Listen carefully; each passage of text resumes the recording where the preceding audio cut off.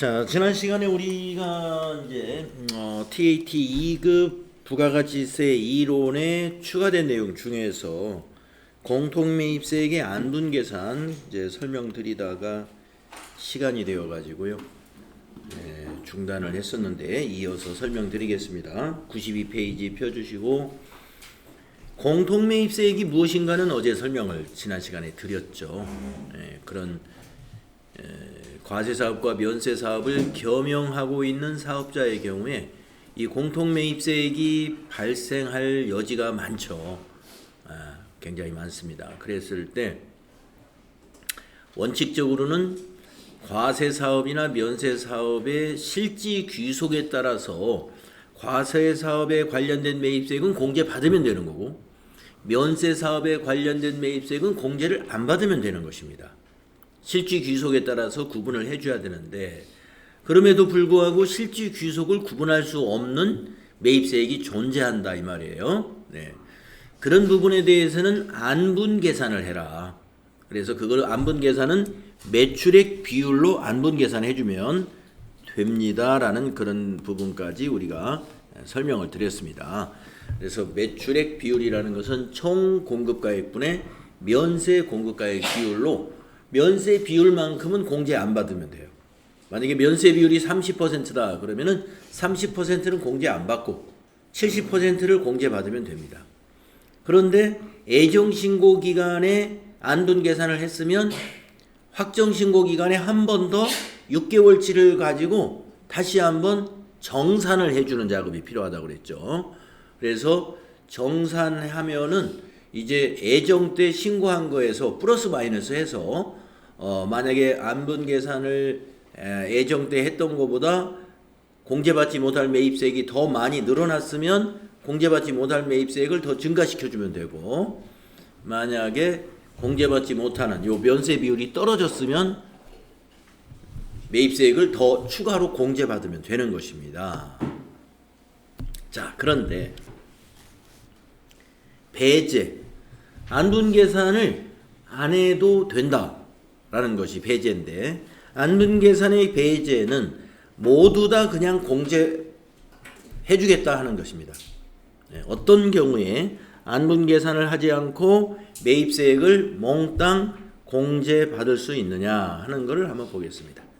그러니까 안분 계산 배제에 해당이 된다면 공통 매입세액은 그냥 공제받는 매입세액으로 보겠다 이거예요.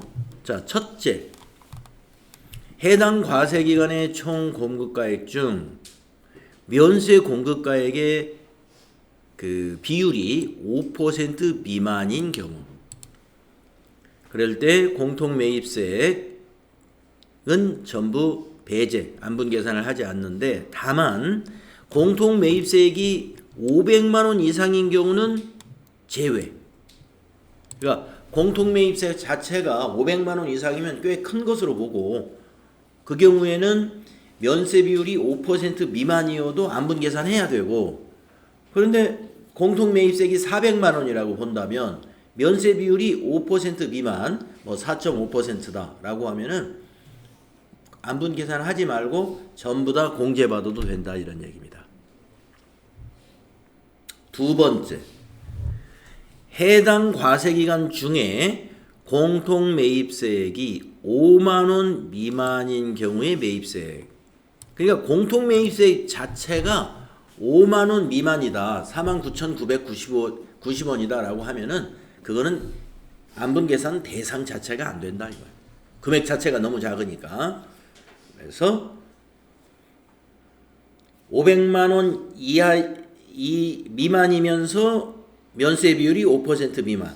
또 두 번째는 공통 매입세액 자체가 5만 원 미만. 그는 배제. 자, 또 세 번째 이런 것도 있습니다. 해당 과세 기간에 신규로 사업을 개시하는 사업자가 해당 과세 기간에 공급한 공통 사용 재화에 대한 매입세액. 그래서 신규로 사업을 개시한 사업자에게 특혜가 되겠네요. 신규 사업자는 안분 계산을 배제할 수 있다. 자, 그래서 이 세 가지 안분계산의 배제가 있는데 뭐 안분계산 배제에 대해서는 이론에서는 나올는지 모르겠습니다만은 뭐 실무하고는 뭐 크게 관계가 없습니다. 왜냐하면 실무에서는 안분계산을 하시오라는 문제를 내기 때문에 이런 조건에 해당되는 문제를 내지를 않죠. 네. 그러나 이제 여러분이 이제 그 만약에 취업이 되셔가지고 업무를 하신다 그러면 안분계산을 그럼 전부 다 해야 되느냐? 그렇지 않고 안분계산 배제가 있다는 거 이렇게 알아두시면 되고요. 그러니까 면세 비율이 좀 굉장히 미미한 사업체인 경우에는 안분계산 배제가 있는지 잘 확인해 보시면 되겠습니다. 하지만 면세 비율이 꽤 많다. 뭐 항상 20-30% 이상이 된다 그러면 배제되는 경우는 거의 없을 거예요. 아니면 금액 자체가 너무 작은 매입. 공통 매입세액이 5만 원 미만이라면 어떤 게 있을까요? 만약에 어저께 제가 시내버스 사업하고 관광버스 사업을 운수업을 겸용하고 있는 이런 사업자의 경우에 5만 원 미만인 공통 매입세액이 발생할 수 있다라고 하면은 5만 원이 부가세면은 공급가액이 한 50만 원 정도 되는 거죠. 예. 그러면 만약에 그 자동차 정비하는 그 정비팀에 이제 날씨가 더워가지고 정비팀 사무실에 에어컨을 하나 사려고 그래요. 근데 에어컨이 50만 원이에요. 예. 아니 49만 원. 그리고 부가세가 49,000원. 예. 그러면 에어컨 49만 원짜리를 정비팀 사무실에 놓는다. 그러면 그 정비팀의 사무실에 있는 사람은 관광버스도 수리하는 사람들이고 시내버스도 수리하는 사람들이죠. 그러니까 그것도 공통매입세액에 해당이 된단 말이에요. 그런데 부가세가 49,000원밖에 안 돼요. 그런 것은 배제. 지금 여기 2번에 해당이 되잖아요. 해당 과세기간 중에 공통매입세액이 5만 원 미만인 경우에 매입세액이다. 네.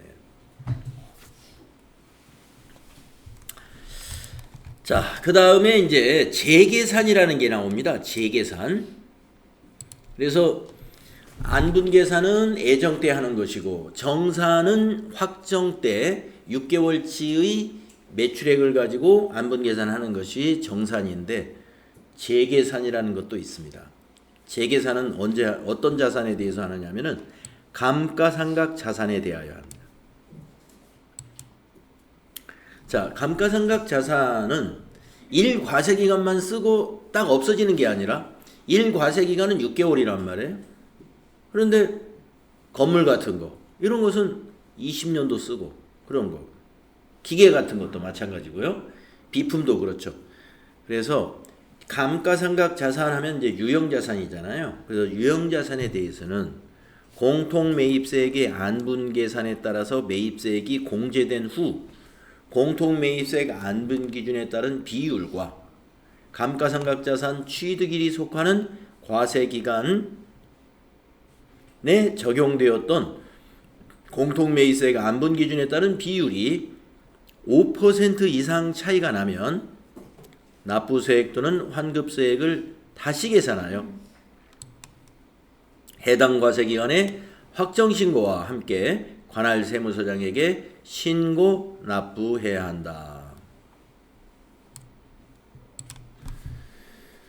자, 그러니까 면세 비율의 차이가 5% 이상 발생하게 되면은요, 해당 과세기간에 재계산을 또 해야 돼요. 재계산을. 언제까지 해야 되느냐? 이제 그거는 이제 뒤에서 뒤에 어떤 숫자가 있으니까요. 다음 페이지에 있는 그 내용을 보고 말씀드리겠습니다. 우리가 그러면 뭐 5% 이상 되는지 건물을 만약에 40년 쓴다 그러면 40년 내내 재계산을 해줘야 되느냐? 너무 오래된 거잖아요. 그러면 아니 그 부가세 재계산을 엄청 오랫동안 하게 되잖아요. 내용연수 동안 계속 하게 되면. 그래서 내용연수 동안 계속 하지는 않아요. 그래서 우리가 이 재계산을 하기 위해서 어떤 비율을 쓰느냐 하면은 상각률을 별도로 적용합니다. 상각률을. 그래서 다음 페이지를 한번 보시면은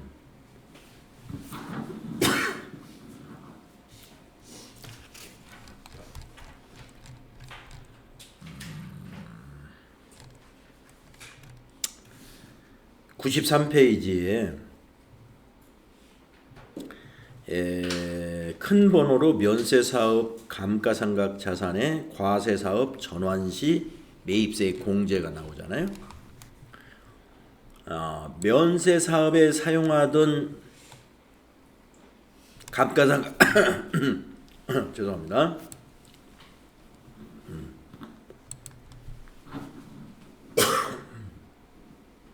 또 왜 이래? 네, 면세 사업에 사용하던 감가상각 자산을 과세 사업에 사용하게 되면은 매입세액을 공제 받아야 되거든요. 네, 물 좀 마시고 와야 될 것 같은데, 네, 미안합니다. 네. 자, 5번이 이게 내용이 뭐냐 하면은요, 면세사업 감가상각 자산을 과세사업으로 전환했다라는 것인데, 예를 든다면, 좀 말은 안 되겠지만, 아까 이제, 버스하고 관광버스하고 이렇게 사업을 겸업했다고 얘기를 했으니까, 자, 면세사업에 사용하던 감가상각 자산, 그러면 이제 버스가 되겠죠. 버스로 사용을 하다가 과세사업으로 바꿨다. 과세사업으로. 버스로 쓰다가 관광버스로 쓰는 건 좀 말이 안 되긴 하죠. 그죠? 네. 관광버스로 쓰다가 그걸 버스로 쓰면 몰라도. 네. 그래서 면세사업으로 사용을 했으면 매입세 공제를 못 받았잖아요. 근데 버스로 이제 1년 운영을 하다가 그것을 개조해가지고 관광버스로 쓰게 됐다 이거예요. 그러면 그 버스에 대해서 매입할 때 매입세 공제 못 받은 거 받을 수 있다 이런 얘기입니다. 예, 그 얘기예요. 그때 그 공제를 계산하는 방법이 이렇게 됩니다. 이렇게 되는데 여기에 이제 상각률이라는 게 이용이 됩니다. 상각률이. 자, 시험에서는 면세 사업의 감가상각 자산을 과세 사업에 전환시킨 것에 대해서는 시험 문제를 출제하지 않아요. 예. 그래서 이 부분에 대해서는 우리가 면세 사업에 사용했던 감가상각 자산을 과세 사업으로 전환할 때 매입세액을 공제받을 수 있다라는 것만 알아두시고 우리는 시험에는 재계산이 문제에 나옵니다. 아까 그 공통매입세액에 해당된 거 92페이지에서 지금 공통매입세액의 재계산이라는 부분이 시험에 나오기 때문에 여기서 이제 재계산을 할 때 요 상각률이라는 걸 이용을 해요. 상각률. 그러니까 면세 사업의 감가상각 자산을 과세 사업으로 전환할 때 계산하는 그 상각률 똑같이 적용을 하거든요. 그래서 그 상각률에 대해서만 우리가 알아보고 이 부분은 그냥 패스하도록 하겠습니다. 자, 상각률. 자, 상각률은 건물은 구축물을 포함해서 건물은 1과세기간당 5%를 상각되는 것으로 보는 거예요. 5%. 자, 1과세기간이 6개월이거든요. 그러면 1년이면 12개월이니까 10%가 되겠네요. 1과세기간당 상각률을 5%로 보니까. 자, 그러면 건물의 경우에 만약에 공통매입세액을 재계산을 한다 그러면은 5% 이내에서 변화가 있으면은 그 면세 비율이 5% 이내에서 변동이 있으면 아예 대상이 안 되는데 만약에 5% 이상 하락하거나 증가해가지고 변동이 있으면은 재계산을 해야 되거든요. 건물 같은 경우에. 그러면 최대 몇 년까지 재계산을 하느냐 하면은 10년까지 하는 거예요. 왜 10년이라고 보느냐면은 상각률이 5% 1과세기간이 5%예요. 그러면은 정산 한번 했다 그러면 1과세기간 지나간 거예요. 그렇죠? 정산이라는 것은 6개월 데이터 가지고 하는 거니까. 그러면 이제 6개월 지났고 그 다음에 또 6개월이 5% 상각이 됩니다. 그러면 1년 지났죠. 그러니까 1년에 10%가 상각이 되는 거죠. 그러면 10년이면 100%. 그러니까 건물은 최대 10년까지만 재계산을 하는데 과세기간마다 재계산해 주는데 그럼 과세기간마다 항상 해야 되느냐? 항상 하는 건 아니고 면세 비율이 5% 이상 지난 과세기간하고 차이가 났을 때만 하는 거예요.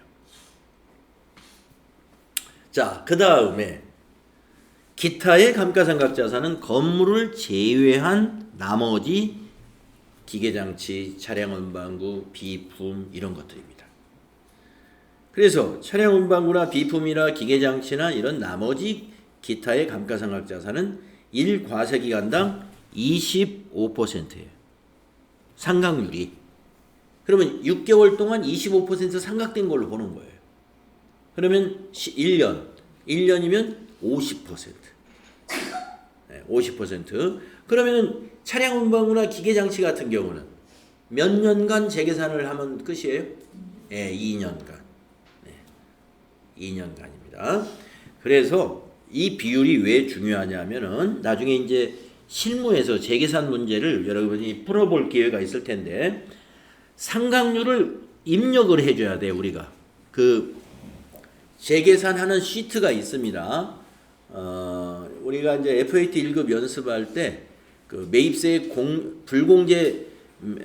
불공제 매입세액 내역서라는 거 있어요. 부속 서류 중에 그 안에 안분계산, 정산, 재계산이 다 있습니다.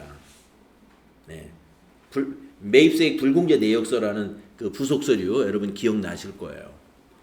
우리가 매입 매출 전표에서 54번 불공이라는 유형을 선택하게 되면은 팝업이 하나 딱 떴잖아요. 그래가지고 불공제 사유가 뭐냐, 뭐 접대비다, 또는 소형 승용차건이다, 토지의 자본적 지출이다, 뭐 업무와 관련이 없는 것이다 이런 선택을 하잖아요.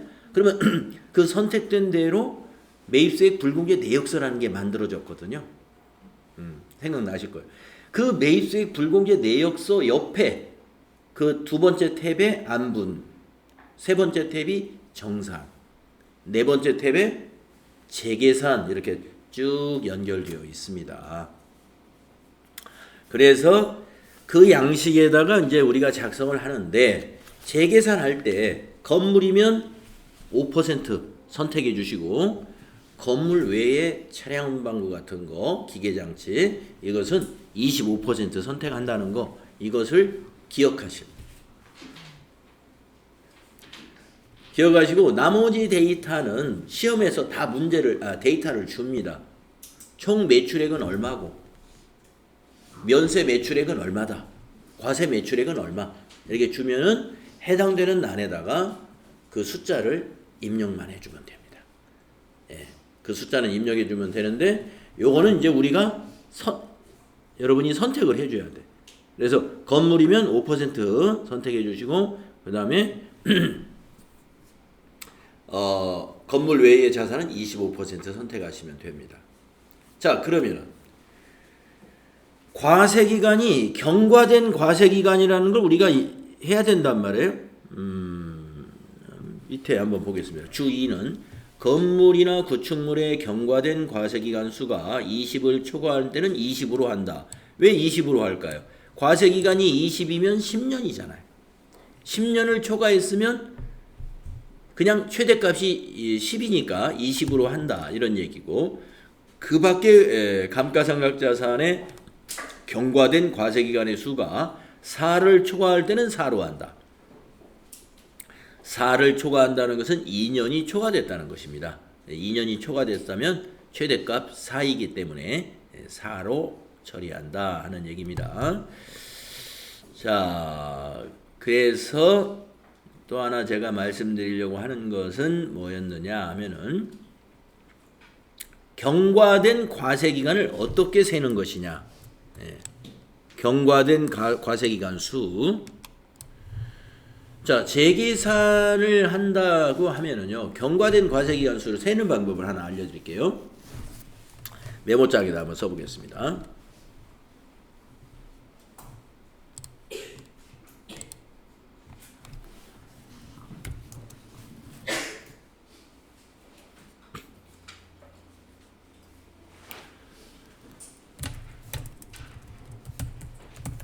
자, 취득일이 2023년 5월 3일 날 취득했습니다.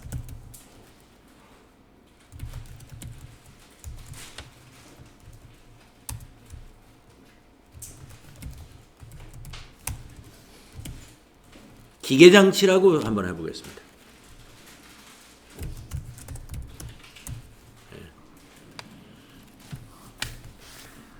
자, 기계장치가 있는데 5월이니까 23년 1기 확정 때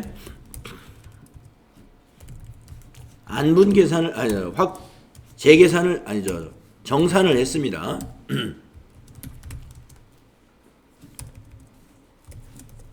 정산했어요. 자, 그리고 날짜가 2024년 2기 확정 때 면세 비율이 10% 이상 차이가 나서 재계산을 한다라고 판단하시고 이때 경과된 과세 기간을 한번 세어 보겠습니다. 경과된 과세 기간은 몇 개라고 해야 되는가를 한번 따져 보겠습니다. 자, 우리가 5월 달에 취득을 해가지고 1기 확정 때 정산을 했습니다. 1기 확정 때. 그러면은 5월에 취득했으면은 23년 1기에 해당이 되죠. 그러면 그 1기는 경과된 과세 기간에 포함을 안 시켜요. 그래서 경과된 과세 기간은 23년 2기 하나 경과됐고, 그 다음에 24년 1기,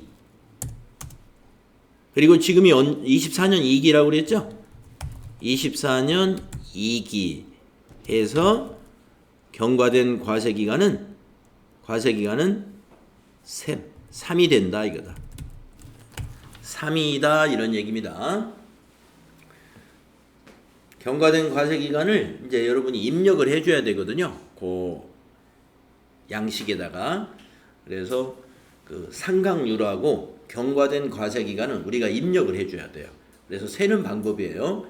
자, 5월 3일 날 취득한 기계장치. 그래가지고 23년 1기 확정 때 정산을 했어요. 안분 계산과 정산을 다 끝낸 거예요. 그러면 그 기계장치의 그 경과된 과세 기간을 우리가 어떻게 세느냐 하면은, 어떻게 세는 것이냐 하면은 취득한 날이 속하는 과세 기간은 빼는 거예요. 그러니까 23년 1기는 경과된 과세 기간에 포함을 시키지 말고 그 다음 거부터. 그러면 23년 2기 그리고 24년 1기, 지금 우리는 2기 확정 때 면세 비율이 10% 이상 차이가 나서 재계산을 한다 이 말이에요. 그래서 24년 2기까지 3이라는 숫자를 경과된 과세 기간이라고 입력하시면 된다. 자, 그래서 이제 이런 부분은 이제 우리가 나중에 그 재계산을 하는 문제를 만나볼 때 해보도록 할 것입니다. 그러한 계산 방법이 지금 여기에서의 요 계산 방법과 매우 유사합니다.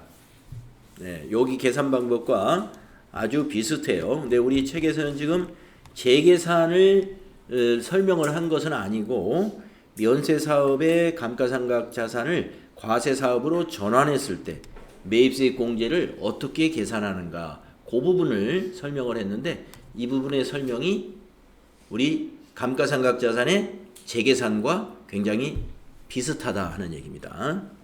그래서 우리는 그걸 가지고 나중에 실습을 해볼 거예요. 자,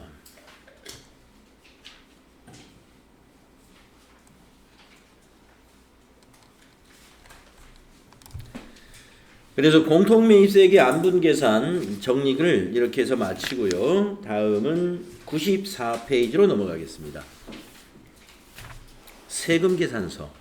네, FAT 1급에 있는 내용과 똑같습니다. 그 다음에 영수증. 네, 영수증에 대해서도 FAT 1급에서 설명된 영수증 설명과 같습니다. 그 다음에 97페이지 보시면은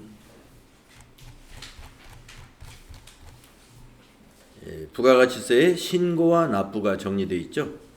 네, 신고와 납부 우리 FAT 1급에 정리된 내용에 차이가 없습니다. 그대로 동일한 내용이고요. 그 다음에 98페이지에 환급, 일반 환급과 조기 환급이 있죠. 이 내용도 우리 FAT 1급 교재 내용과 같습니다. 그 다음에 가산세, 이 부분은 이제 우리 TAT 2급에 추가된 내용입니다. 가산세에 대해서는 이제 실무에서는요, TAT 1급에서는 부가세 신고서에서 가산세를 정리하는 탭이 따로 있거든요. 가산세. 그래서 가산세는 확정 신고 때만 가산세에 대해서 신고를 해요. 예정 신고 때는 가산세에 대한 신고가 없습니다. 그런데 TAT 1급에서는 가산세가 실제로 부가세 신고서에서 문제를 내고 있고요. TAT 2급에서는 가산세는 이론으로만 냅니다. 실무에서는 안 내요. 아직까지는 안 내고 있습니다. 자, 그런데 이론에서 낸다라고 하면은 이게 이론이 전부 10문제 중에 부가세 문제는 한 2문제 나오는 거거든요. TAT 2급에서. 예. TAT 2급도 마찬가지로 이론은 총 10문제예요. 10문제. 그 중에서 재무회계 문제가 한 5개 정도 나오고, 그 다음에 부가세 이론이 한 2개, 그 다음에 여러분이 앞으로 배울 소득세 이론에서 3개, 이 정도 나와요. 그러니까 부가세 이론 2개 중에 가산세가 그게 나올 확률은 굉장히 낮은 편입니다. 예. 그러나 옛날에 15문제 출제될 때, 이론이 15문제 출제됐던 시기가 있거든요. 그때는 이제 문항수가 많으니까 가산세에 대해서 띄엄띄엄 나왔었어요. 그래서 제가 이 가산세를 쭉 우리 여러분하고 한번 살펴보면서 이러한 내용의 가산세들이 있구나 하면서 제가 요거는 과거에 나왔던 적이 있는 가산세율이다 하면은 그거는 우리가 기억하는 걸로, 꼭 기억하는 걸로 이렇게 하겠습니다. 한 서너 개밖에 안 돼요. 기억해야 될 게. 자, 그러면 첫 번째부터 보죠. 사업자 등록, 미등록, 허위등록 가산세라는 게 있어요. 사업자 등록과 관련해서 미등록은 확정신고,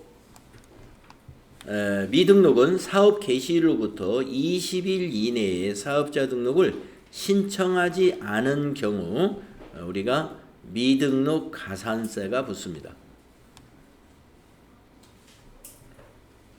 어떻게 붙느냐 하면은 공급가액의 1%. 공급가액의 1%.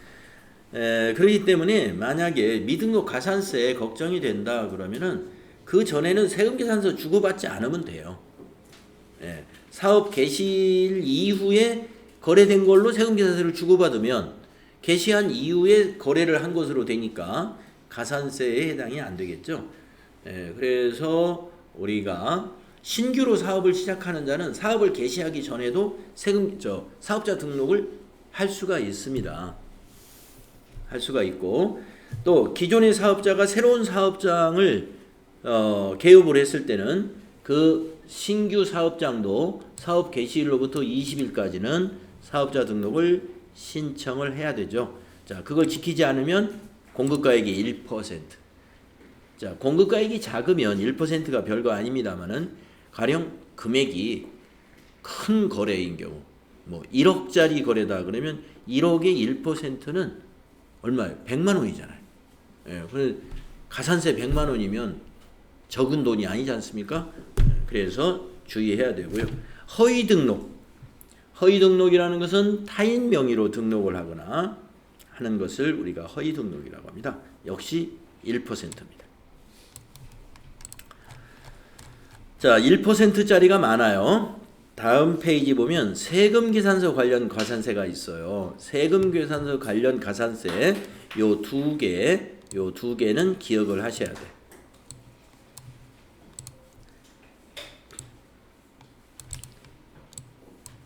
요거는 시험에 나온 적이 있었던 거기 때문에, 그러니까 세금 계산서하고 전자세금 계산서 관련한 가산세가 시험에 많이 나왔었습니다. 다른 거는 거의 나오지 않았습니다. 자, 그래서 세금 계산서는 우리 부가가치세법에서 굉장히 중요한 증빙이거든요. 그래서 세금 계산서에 관련된 가산세가 여러 개가 있습니다. 그 중에서 맨 위에 있는 두 개, 지연발급과 미발급. 가산세는 지연발급은 1%, 공급가액의 1%가 가산세고, 미발급은 2%, 2배가 됩니다. 공급가액에. 자, 그러면은 지연발급이라는 것은 언제까지 발급하면 지연발급이고, 정상발급은 언제까지 발급해야 정상발급인가? 이런 것을 우리가 알아야 되죠. 자, 지연발급을 한번 내용을 읽어보시게 되면은, 세금계산서 발급 시기가 지난 후라고 했는데, 이걸 우리가 세금계산서 발급 시기가 지난 후라는 것은 정상 발급 시기가 지났다는 얘기예요. 자, 여러분들 세금계산서 발급은 기억나세요? 언제까지 발급하면 정상 발급일까요? 원칙은 뭐죠? 세금계산서 발급은 원칙은 언제 발급하는 게 원칙입니까? 바로? 어떤 바로? 공급일에, 바로 발급하는 게 원칙이에요. 공급일에 발급하는 게 원칙이다. 세금계산서 발급은 거래가 있는 그 공급일에 발급하는 게 원칙인데, 공급일 이전에 발급할 수도 있다 그랬습니다. 공급일 이전에도 발급할 수 있는데, 다만 발급 후에 7일 이내로 대금을 받아야 돼요. 그래야 그것이 정상 발급입니다. 공급하지 않았는데 세금계산서 발급했습니다. 그리고 대금도 7일 동안 안 받았어요. 그러면 그 발급은 취소시켜야 돼요. 정상적인 발급이 아니에요. 자, 그 다음에 공급한 이후에도 발급할 수 있어요. 월합계 세금계산서 발급제도. 그러니까 뭐냐면, 월합계 세금계산서 발급제도라는 게 뭐냐면, 기존에 우리하고 거래관계가 쭉 있는 기존 거래처들은 만약에 5월 달에 말이죠. 5월에도 5월 2일 날도 거래가 한 번 있고, 5월 15일에도 거래가 있고, 5월 20일에도 거래가 있었다. 그러면은 매달 이렇게 주기적으로 3, 4회씩 이렇게 거래가 주기적으로 일어나는 그러한 거래처는요, 건별로 세금계산서를 발급하는 것보다는 한 달씩 모아서 월말로 세금계산서를 발급합니다. 월말로. 그러니까 5월 2일, 15일, 20일 요 세 개 거를 밑에다가는 세 줄로 쓰는 거예요. 5월 2일, 5월 15일, 5월 20일. 그 세금계산서 하단에 줄 쳐져 있잖아요. 거기에 날짜가 공급일이에요. 그 다음에 세금계산서 중앙에 날짜가 하나 있죠. 그게 세금계산서 작성일입니다. 그 작성일에다가는 5월 31일로 입력을 하고, 그렇게 발행하는 것을 우리가 월합계 세금계산서라고 그래요. 그럼 월합계 세금계산서는 언제까지 발급하는 거죠? 다음 달 10일까지 발급합니다. 그러니까 5월 달 거래에 대해서는 6월 10일까지 발급해주면 됩니다. 그러나 작성일은 며칠로 해야 돼요? 5월로. 5월 말일로 해서. 그것이 월합계 세금계산서 제도입니다. 자, 그러면은 우리가 공급일에 발급하지 않았으면 다음 달 10일까지 발급하면 자연스럽게 뭐가 돼요? 월합계 세금계산서가 되는 거예요. 만약에 5월 2일 날 거래가 하나밖에 없었어요. 거래가 또 있겠지 했는데 그냥 끝났네. 한 건이라 하더라도 이미 5월 2일 지나버렸잖아요. 그럼 거래처한테 얘기해서 월말에 발급해드려도 되겠습니까? 괜찮습니다. 그러면 월말에 발급해주면 되는 거고요. 거래처에서 그냥 2일 날짜로 지금 발급해주세요. 5월 2일이 지금 지났잖아요. 그럼 그냥 그 5월 2일 날짜로 5월 4일 날 발급해도 상관없습니다. 5월 2일 날짜로. 근데 이제 전자로 발급을 하게 되면은 발급일의 다음 날까지 이제 전송하는 문제가 있어요. 전송하는 문제가. 그렇기 때문에 발급일의 다음 날까지 국세청에 전송해야 되는 부분이 있기 때문에 우리가 발급일을 어떻게 할 것이냐. 그러니까 날짜는 5월 2일로 작성일자는 그렇게 하더라도 발급은 5월 4일 날 발급을 했다라고 하면 5월 5일 날까지 전송을 하면 되는 것입니다. 그는. 자, 하여튼 전자세금기산서의 전송 문제는 별개로 하고 세금기산서의 발급만 가지고 따졌을 때 세금기산서 발급 시기가 지났다는 말은 무슨 말이냐? 공급일이 속하는 달에 다음 달 10일이 지났다 이 이야기예요. 아시겠죠? 자, 그러면은 일단 공급일이 속하는 공급일이 속하는 날에 다음 달 10일이 지났으면 일단 지연 발급에 들어가는 겁니다.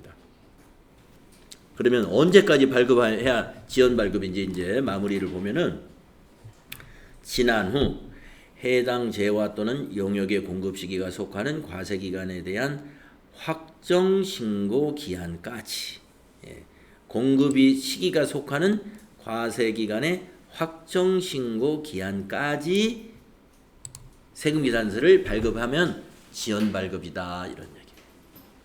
자, 그러면은요 5월 2일 날 여러분 5월 2일 날 거래가 있었는데 6월 10일까지 발급을 못 했어요. 6월 10일까지. 그러면 이제 정상 발급은 지났어요. 정상 발급은 지났습니다. 자, 몇 월 며칠까지 발급하면 지연 발급에 해당이 될까요? 6월 30일? 6월 30일 날 우리가 신고를 해야 되나요? 과세 기간은 6월 30일이 맞아요. 예. 공급 시기가 속하는 과세 기간은 1월 1일부터 6월 30일이 맞아요. 근데 과세 기간까지가 아니고 과세 기간에 대한 확정 신고 기한까지. 그러니까 며칠이에요? 7월 25일. 7월 25일입니다. 네. 그래서 공급 시기가 속하는 과세 기간에 대한 확정 신고 기한까지 세금기산서를 발급하면 지연 발급으로 되는 겁니다. 그러면 공급가액의 1% 가산세 해당이 됩니다.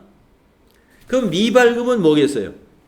그때를 넘기면 미발급이에요. 7월 25일을 넘겼으면 공급일이 속하는 과세기간의 확정신고 기간을 넘겨서 세금기산서를 발급했다. 그러면 그는 미발급에 해당이 돼요. 그 내용을 보면은 자, 세금기산서의 발급 시기가 지난 후 해당 재화 또는 용역의 공급 시기가 속하는 과세기간에 대한 확정 신고 기한까지 세금기산서를 발급하지 아니한 경우를 이런 경우를 우리가 미발급이라고 한다.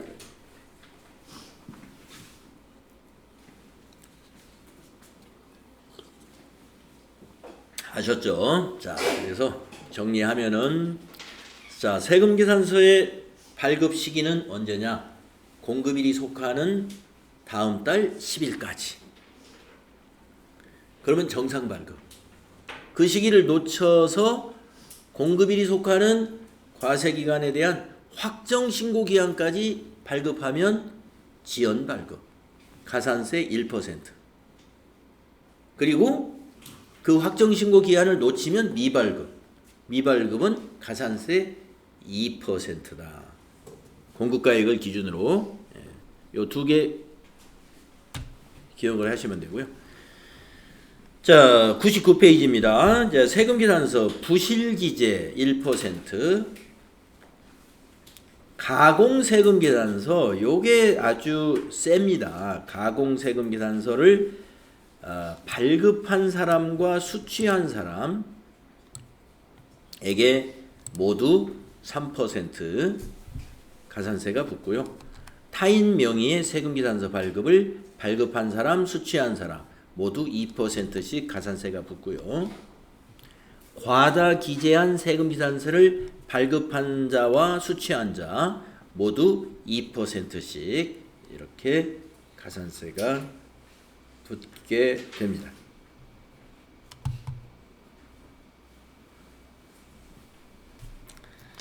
그 다음에 넘겨보시면은 세금계산서 합계표 관련된 가산세가 있어요. 세금계산서 합계표.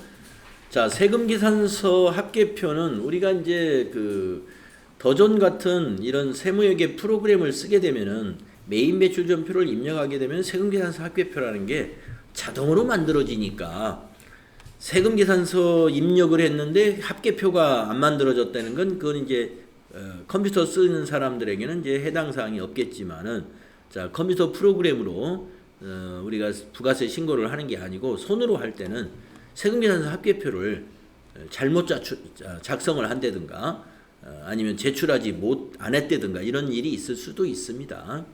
그래서 세금계산서 합계표 가산세도 따로 있어요. 그래서 합계표를 우리가 메인 매출전표 입력하고 나서 세금계산서 합계표, 계산서 합계표 계속 조회해 봤잖아요.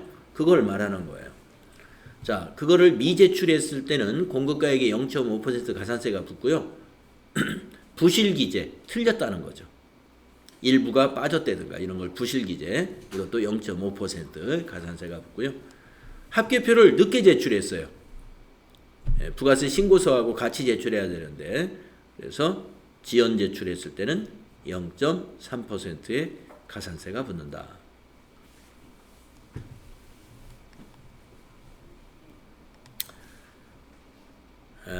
지연 제출이라는 것은 이제 부가세 신고할 때 애정 신고 때 애정 신고에 관한 것은 애정 신고 때 세금계산서 합계표도 같이 제출을 해야 되는데 애정 신고 기간에 해당되는 것을 확정 신고 때 제출을 했다. 그러면 그런 것이 이제 지연 제출에 해당이 됩니다. 그다음에 네 번째 매입처별 세금계산서 관련 가산세. 아까 거는 매출처별이고 여기도 마찬가지로 불성실하는 경우에 0.5%씩 가산세가 부과됩니다. 자, 그 다음에 전자세금계산서 관련된 가산세가 시험에 잘 나오는 편이다. 전자세금계산서. 그래서 전자세금계산서 관련된 것도 이게 지금 두 줄로 나눠져 있는데요. 위에 거는 지연전송이고요.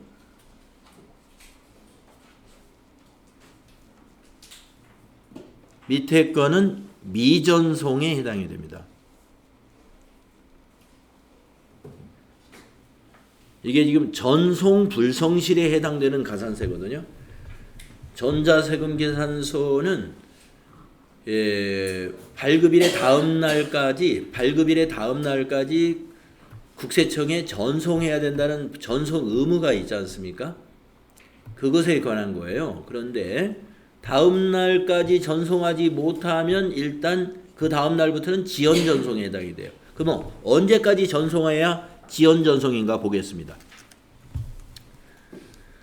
전자세금계산서 발급명세 전송 기한이 경과한 경우, 자, 언제까지냐면 다음 날이 경과했다 이 말이에요. 전자세금계산서의 전송은 발급일 다음 날까지 전송해야 됩니다. 근데 다음 날이 경과한 후 재화 또는 용역의 공급 시기가 속하는 과세 기간에 대한 확정 신고 기한까지. 세금계산서하고 똑같죠? 세금계산서 발급일과 이 전자세금계산서 전송 기한이 똑같습니다. 지연 전송 기간이. 그래서 이것도 공급 시기가 속하는 과세 기간에 대한 확정 신고 기한까지 전송했다면 지연 전송으로 봅니다. 그래서 공급가액의 0.3%. 아까 세금계산서 지연 발급은 1%. 지연 전송은 0.3%. 0.3%. 그러니까 만약에 전자세금계산서다 그러면 세금계산서 지연 발급을 했다 그러면 지연 발급 가산세에다가 지연 전송 가산세 자연적으로 따라 붙는 겁니다. 지연 발급하면 지연 전송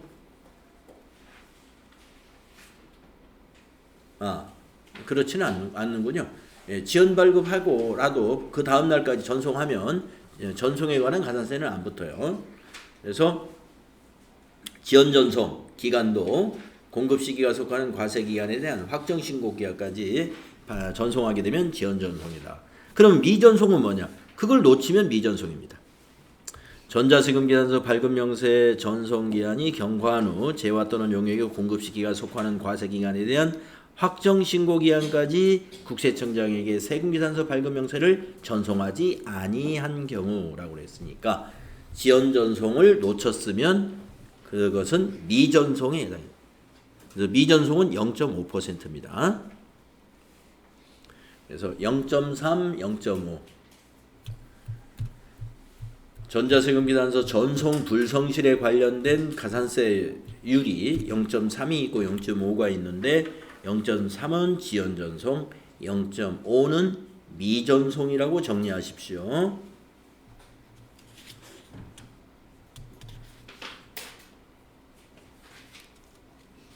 자, 그 밑에 보시면은 현금 매출 명세서 등이라는 것도 있는데요.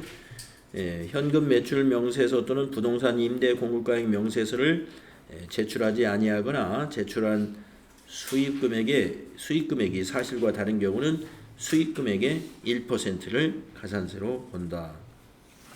그것도 참고로 알아두시고요. 네, 자 여기까지 가산세 표를 정리를 했습니다. 가산세가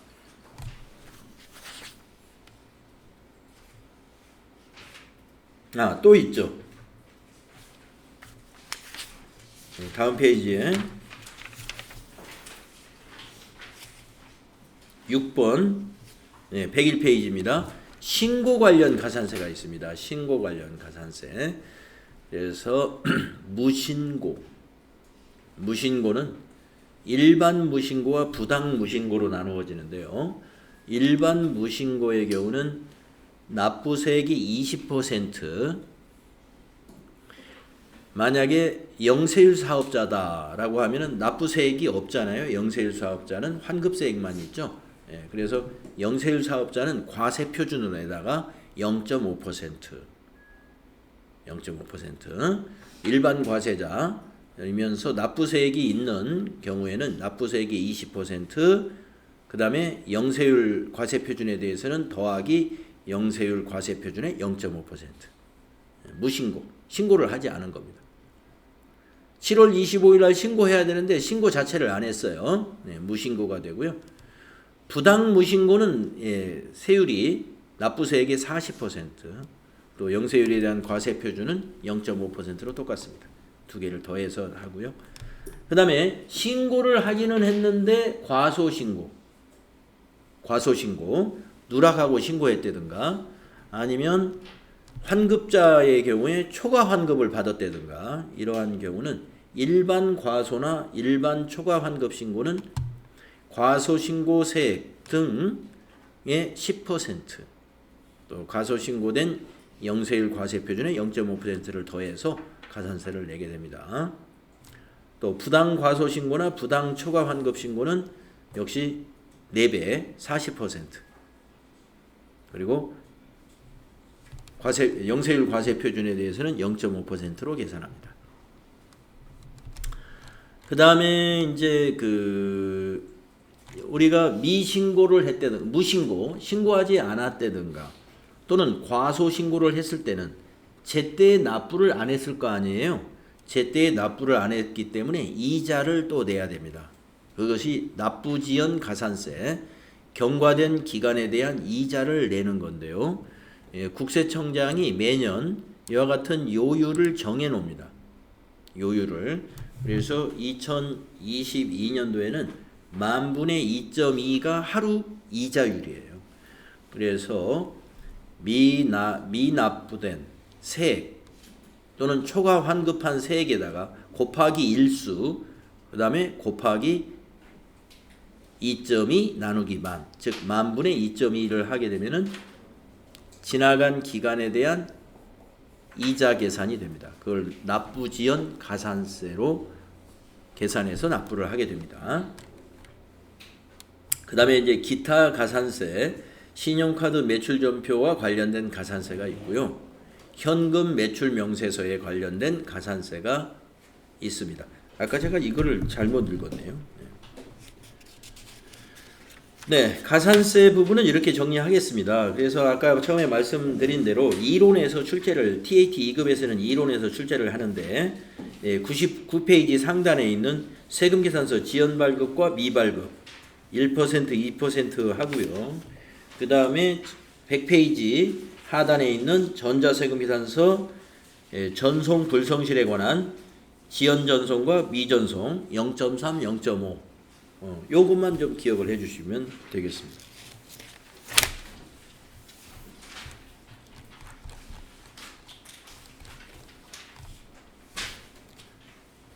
자, 그러면 좀 쉬었다가 다음 시간에 간이과세자 부분을 좀 설명을 드리겠습니다.